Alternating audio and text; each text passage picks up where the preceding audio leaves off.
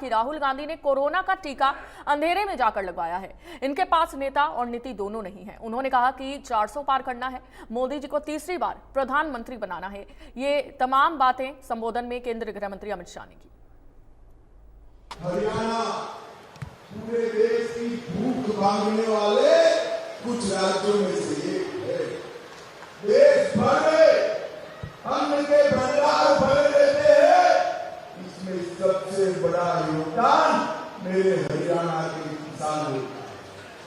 इसके साथ साथ देश की सीमाओं की सुरक्षा, आज हम निश्चित होकर चैन की नींद सो रहे हैं, क्योंकि मेरा हरियाणा का वीर जवान सीमा पर भारत माता की रक्षा करता है।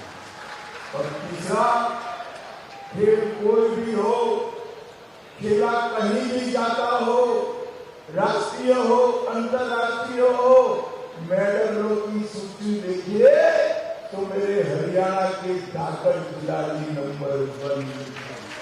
पूरे हरियाणा को 10 साल के अंदर विकसित करने का काम भारतीय जनता पार्टी। भाइयों बहनों, पहले के जमाने में हरियाणा द्वंद्व में फंसा। एक परिवार आता था तो भ्रष्टाचार परम सीमा पर पहुंचा, और दूसरा परिवार आता था तो भाई भतीजावाद और गुंडागर्दी हरियाणा में सीमा पार। तो अब सीधे आपको हिसार लिए चलते हैं, जहां पर केंद्रीय गृह मंत्री अमित शाह संबोधित कर रहे हैं। क्या कुछ कह रहे हैं, सुनवाते हैं। सुभाष बराला जी,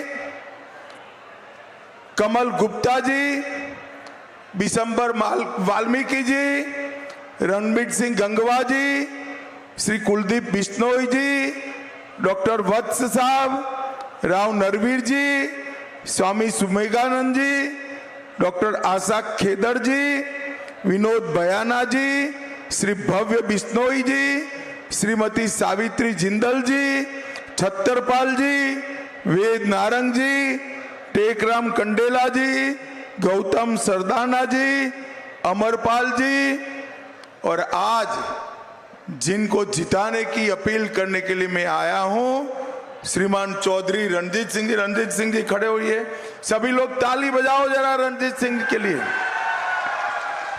और आज की इस विशाल जनसभा में आए हुए प्यारे भाइयों बहनों माताओं और मेरे जिगर के टुकड़े जैसे युवा मित्रों, आप सभी को नमस्कार।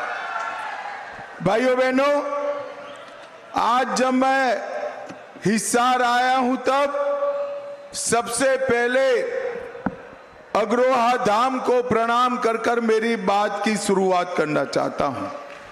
बम्बोरी माता मंदिर, काजला मंदिर, बाबा शीतलनाथ को भी प्रणाम करता हूं।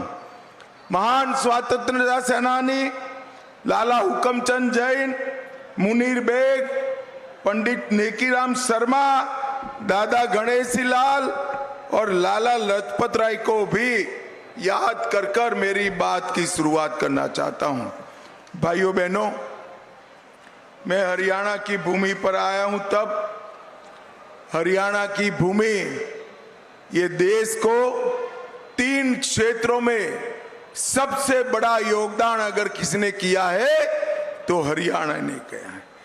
एक तो देश की सीमाओं की सुरक्षा। आज हम निश्चिंत होकर अपने घर में सो रहे हैं, इसका कारण हरियाणा का जवान सीमा पर भारत माता की रक्षा के लिए तैनात है, इसलिए सो रहे हैं। दूसरा, हमारा किसान। एक जमाने में गेहूं अमेरिका से लाना पड़ता था, आज अन्न के क्षेत्र में हमारा देश स्वावलंबी हुआ। इसमें सबसे ज्यादा योगदान किसी का है तो हमारे किसान, और उसमें भी हरियाणा के किसान का है। और तीसरा, खेल कहीं पर भी खेला जाता हो, राष्ट्रीय हो अंतर्राष्ट्रीय हो, सबसे ज्यादा मेडल अगर किसी को मिलते हैं तो हरियाणा के धाकड़ खिलाड़ियों को मिलते हैं धाकड़ खिलाड़ी। ये तीनों क्षेत्रों में हरियाणा ने देश को आगे बढ़ाने का काम किया है और ये तीनों क्षेत्रों को एक एक एक कर कांग्रेस पार्टी ने खत्म करने का काम किया है। भाइयों बहनों, मैं आज आपको बताना चाहता हूं, कांग्रेस पार्टी ने अपने शासन के अंदर बोफोर्स का घोटाला किया, हेलीकॉप्टर का घोटाला किया, सेना के जवानों की गाड़ियों का घोटाला किया, हजारों करोड़ के घोटाले एक कांग्रेस पार्टी ने किए। किसानों के लिए भी फर्टिलाइजर का घोटाला, चावल का घोटाला, फूड के स्कैम का घोटाला और खेलों में कॉमनवेल्थ गेम का घोटाला किया। ये तीनों क्षेत्र जो हरियाणा को आगे बढ़ाते हैं, तीनों क्षेत्रों में कांग्रेस पार्टी ने अपना घर भरने का काम किया है। जब मोदी जी ने आते ही सबसे पहले 1 रैंक 1 पेंशन का काम कर 1,20,000 करोड़ सेना के जवानों के अकाउंट में सीधा भेजने का काम नरेंद्र मोदी जी ने किया और 20 लाख करोड़ का अनाज एमएसपी पर खरीदा। सबसे ज्यादा अनाज आजादी के बाद अगर एमएसपी पर किसी एक सरकार ने खरीदा है तो वो भारतीय जनता पार्टी की नरेंद्र मोदी सरकार ने। और हरियाणा में तो भाजपा सरकार ने भावांतर योजना से कोई क्रॉप नहीं छोड़ा जिसमें कोई फायदा किसान को न मिलता हो।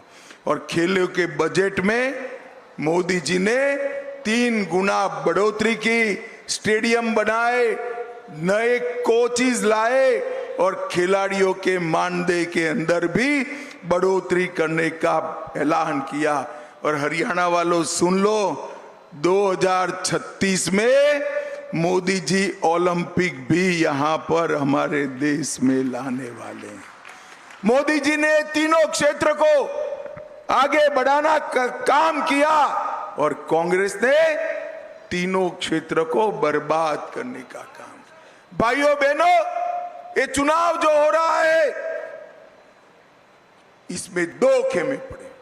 एक खेमे में 12 लाख करोड़ का घपला, घोटाला, भ्रष्टाचार करने वाली कांग्रेस पार्टी है और दूसरे खेमे में 23 साल तक मुख्यमंत्री, प्रधानमंत्री रहकर भी जिस पर 25 पैसे का आरोप नहीं है, ऐसे हमारे नेता नरेंद्र मोदी है, नरेंद्र मोदी। एक और चांदी की चम्मच के साथ पैदा हुए राहुल बाबा है तो दूसरी ओर गरीब चाय बेचने वाले के घर में पैदा हुआ नरेंद्र मोदी है, नरेंद्र मोदी। एक और थोड़ी गर्मी बढ़ते ही थाईलैंड और बैंकॉक चले जाने वाले, छुट्टी पर चले जाने वाले राहुल बाबा है। भाइयों बहनों, मेरी बात याद रखना, मैं भी हूं, आप भी हो। 6 तारीख को, जैसे ही 4 को परिणाम समाप्त होगा, 6 तारीख को राहुल बाबा वैकेशन पर चले जाएंगे, वैकेशन पर चले जाएंगे। और दूसरी ओर 23 साल से एक दिन की भी छुट्टी लिए बगैर दीपावली के दिन भी सेना के जवानों के साथ मिठाई खाने वाला नरेंद्र मोदी है। ये दोनों के बीच में आपको तय करना है। एक और पाकिस्तान को मुंह तोड़ जवाब देने वाले नरेंद्र मोदी है और दूसरी ओर एक कांग्रेसी कहते हैं पाकिस्तान का सम्मान करो, पाक ऑक्यूपाई कश्मीर उनसे न मांगो क्योंकि उनके पास एटम बॉम्ब है। अरे मुझे बताओ हिसार वालों, ये पाक ऑक्यूपाई कश्मीर हमारा है या नहीं है? अरे जोर से बोलो, है या नहीं है? कांग्रेस कहती है पाकिस्तान के पास एटम बम है, उसको छोड़ दो। राहुल बाबा, मैं महाराज अग्रसेन की भूमि से कहता हूं कि ये पाक ऑक्यूपाई कश्मीर भारत का है, रहेगा और हम उसको लेकर रहेंगे। भाइयों बहनों, हरियाणा में छठे फेज में चुनाव होने वाला है। आज 5वें फेज का चुनाव है। 4 फेज का चुनाव समाप्त हो गया है। आपको परिणाम जानना है क्या? जानना है तो सुन लो। 4 फेज में नरेंद्र मोदी जी 270 सीटें प्राप्त कर बहुमत प्राप्त कर चुके हैं और 5वें, 6ठे, 7वें ने 400 पार कराना है। और मैं आज कहता हूं, इस शाहजादों और दामादों वाली कांग्रेस को 40 सीट भी नहीं मिलने वाली है। 40 सीट भी नहीं। भाइयों बहनों, कांग्रेस पार्टी के शाहजादे राहुल बाबा ने 24 के चुनावों की शुरुआत भारत जोड़ो यात्रा से की थी। मैं आज आपको कहकर जाता हूं, 4 जून के बाद राहुल बाबा को कांग्रेस ढूंढो यात्रा निकालनी पड़ेगी। कांग्रेस ढूंढो यात्रा। दूरबीन लेकर भी कांग्रेस दिखने वाली नहीं है। 24 के चुनाव में सिरसा से लेकर सोनीपत तक, पंचकुला से पलवल तक और हर जगह मोदी जी का विकास का कमल खिलने वाला है। भाइयों बहनों, ये 10 साल में सबसे तेजी से विकास करने वाले राज्यों में से हमारा हरियाणा है। हरियाणा की आर्थिक विकास दर 8% है। जीएसटी सबसे ज्यादा प्रति व्यक्ति हरियाणा कलेक्ट करता है। ईज ऑफ डूइंग में हरियाणा टॉप पर है। 400 विश्व की फॉर्च्यून कंपनियों के कार्यालय अपने गुरुग्राम में बने हैं और खाद्यान्न देने में देश में हमारा दूसरा नंबर, दूध में तीसरा नंबर और सामाजिक सुरक्षा का पेंशन हरियाणा में पूरे देश में सबसे ज्यादा दिया जाता है और स्वास्थ्य सुविधाओं में पूरे देश में पहले स्थान पर हरियाणा है। देश में जितनी गाड़ियां घूमती है, हर दूसरी गाड़ी हरियाणा से बनकर जाती है। जितने ट्रैक्टर है, हर दूसरा ट्रैक्टर हरियाणा से बनता है। और ये हुड्डा साहब, आपने क्या किया था? चिट्ठियां लिख कर दामाद के दरबारी बने हुए थे आप। भाइयों बहनों, एक कांग्रेस का हाथ दिल्ली के जीजा के साथ है और उनके शासन में पब्लिक, प्रदेश की जनता खाली हाथ थी। और मैं आज बताता हूं, नरेंद्र मोदी जी के प्रधानमंत्री बनने के बाद, हरियाणा में भाजपा सरकार बनने के बाद हर गरीब के पास पक्का मकान है, शौचालय है, गैस का सिलेंडर है, नल से जल है, किसान का कल्याण है और विकास का गुणगान भी यहां पर हो गया है। भाइयों बहनों, दरबारी, दामाद और डीडल्स की ये सरकार थी, इसकी जगह लोक कल्याण की सरकार नरेंद्र मोदी जी लाए हैं। मुझे बताओ हिसार वालों, अयोध्या में राम मंदिर बनना चाहिए था या नहीं बनना चाहिए था? अरे जोर से बोलो जरा, बनना चाहिए था या नहीं बनना चाहिए था? 70 साल तक ये कांग्रेस पार्टी राम मंदिर को अटका कर रखी, लटका कर रखी, भटका कर रखी। आपने मोदी जी को दूसरी बार प्रधानमंत्री बनाया, 5 ही साल में केस भी जीता, भूमि पूजन भी किया और 24 जनवरी को प्राण प्रतिष्ठा कर जय श्री राम कर दिया। और माताओं, भाइयों बहनों, जब ये प्राण प्रतिष्ठा का निमंत्रण राहुल बाबा, सोनिया गांधी और प्रियंका गांधी को दिया गया, वो प्राण प्रतिष्ठा में नहीं गए। क्यों नहीं गए भाई? मालूम है आपको क्यों नहीं गए? मैं बताता हूं, वो डरते हैं अपनी वोट बैंक से। और हिसार वालों, यहां बैठे हो ना, आप लोग उनकी वोट बैंक नहीं हो, उनकी वोट बैंक वो घुसपैठिए है, घुसपैठिए उनकी वोट बैंक है। उनके डर से राम महोत्सव में नहीं गए और आज देश में सवाल खड़ा कर रहे हैं।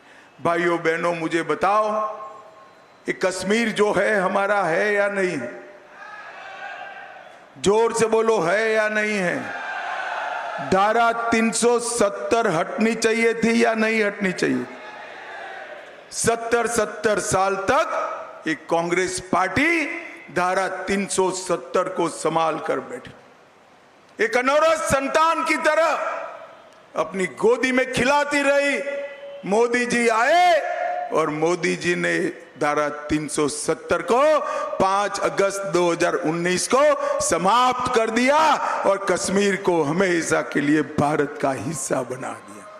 और नरेंद्र मोदी जी ने इस देश से आतंकवाद को समाप्त किया, नक्सलवाद को समाप्त किया है। एक जमाना था, सोनिया मनमोहन की सरकार थी, आए दिन पाकिस्तान से आलिया मालिया जमालिया आते थे, घुस जाते थे, बम धमाके करते थे और मनमोहन सिंह जी कुछ नहीं बोलते थे। नरेंद्र मोदी की सरकार बनी, उरी और पुलवामा में हमला किया और इस 10 ही दिन में मोदी जी ने सर्जिकल स्ट्राइक और एयर स्ट्राइक कर पाकिस्तान के घर में घुसकर आतंकवादियों का सफाया करने का काम नरेंद्र मोदी जी ने किया।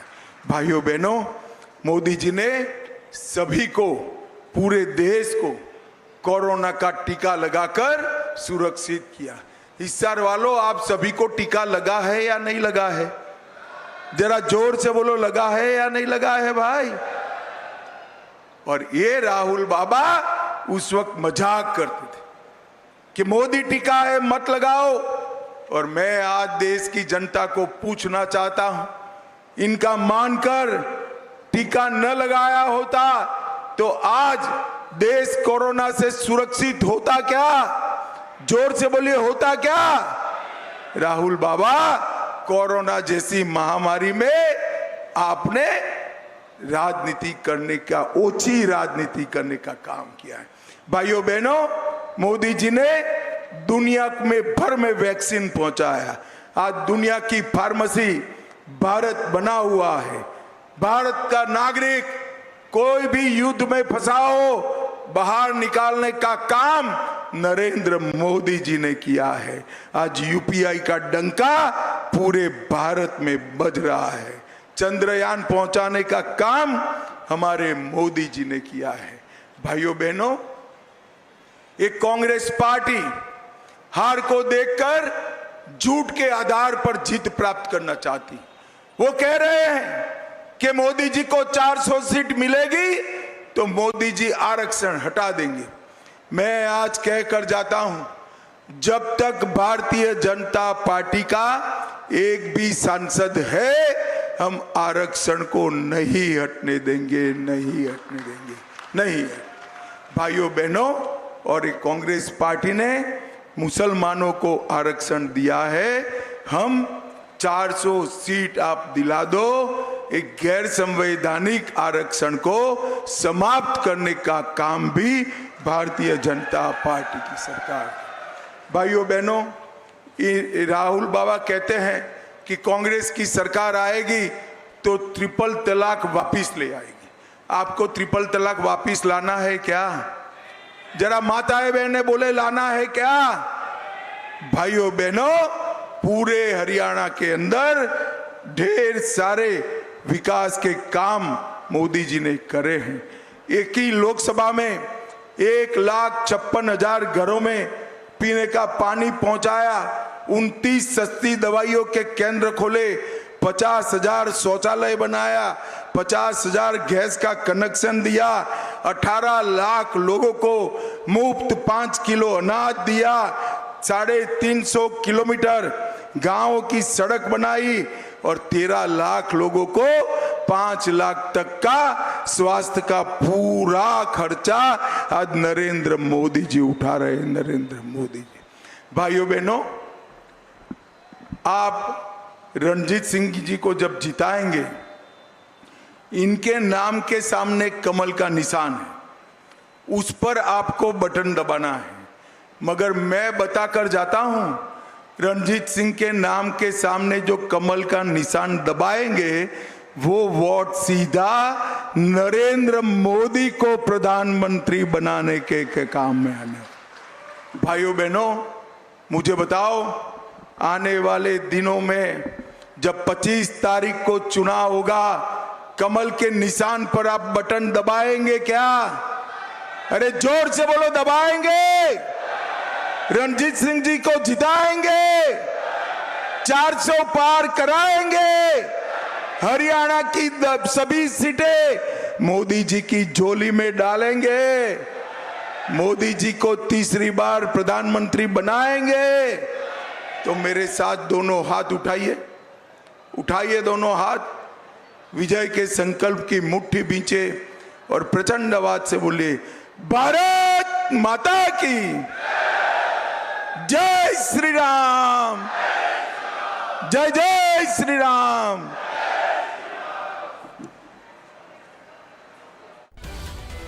तो इस तरह से आप केंद्रीय गृह मंत्री अमित शाह को सुन रहे थे, जो संबोधित कर रहे थे